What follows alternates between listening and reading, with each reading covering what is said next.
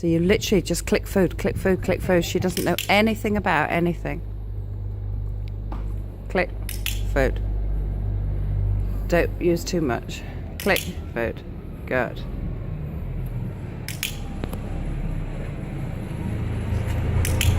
So there is classical conditioning happening. We're pairing the clicker with the food.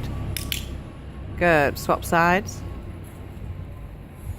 So there's nothing else happening here at all, apart from the fact that we are starting with Lady, a standard-bred thoroughbred who's come in, who is abjectly terrified of attack, very worried about a huge amount of things, gets terribly stressed, but saddle and bridle is an absolute no. Getting on her is an absolute no.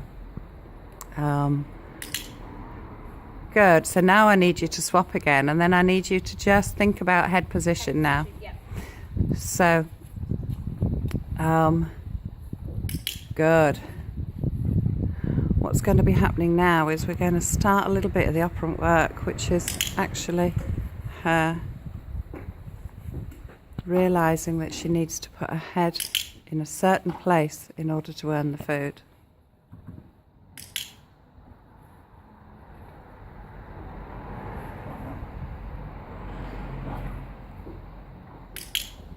Good.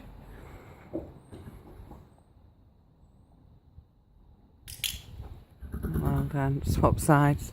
I know it's hard to do this between two clicker trained horses, but equally they've got hay and they always need to learn that it's not to do with them. Toby's very hopeful though. Really wait for that head to swing away. Yeah. Now the one thing you're not doing is you're not giving her any opportunity to mug. Okay, so you're never going to teach her not to mug when the bag is the other side of you.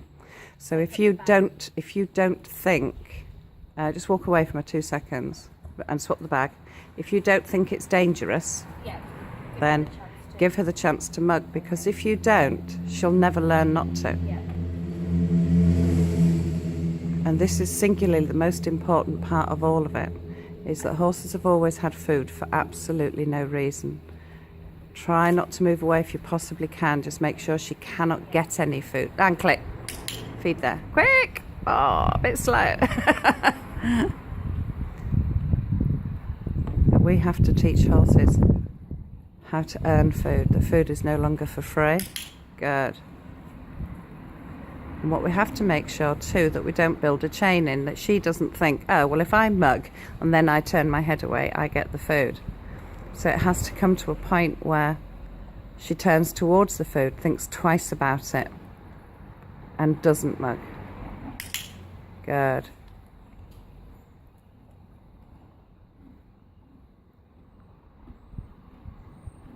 She's very influenced by the environment, this mare, of course. Anything coming into the environment, out of the environment. When we signed her in yesterday, everything her mum talked about was how environment influenced this emotionally fragile horse, and triggers lots of horrid behaviours. Swap sides, swap the bag.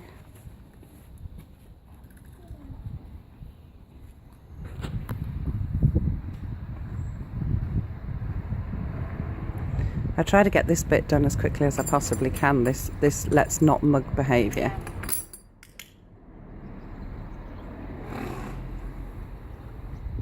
Could you just nip and get me an empty bucket, please? A feed bucket, sorry. Marvellous. Good.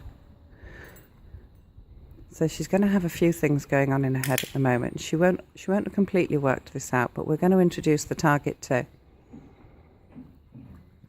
And then she'll have that. You need to hold that in the other hand. The other hand. Yeah, otherwise that's it. You won't be organised.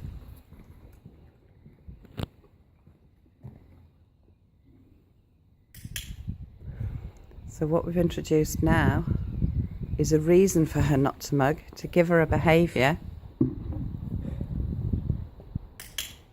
to perform in order to earn a reinforcer. And we always try and throw this in with the first session if we possibly can. If we have a non-violent horse, if we have a horse that we're dealing with that is very food aggressive and that is going to bite your head off, we don't do it like this at all.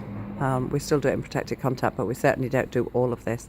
She's actually really sweet, she's really polite, her behaviour is obvious. We so need to bring her seeking system out because everything in the environment makes her fearful and triggers lots of awful stuff. Good girl. Swap sides.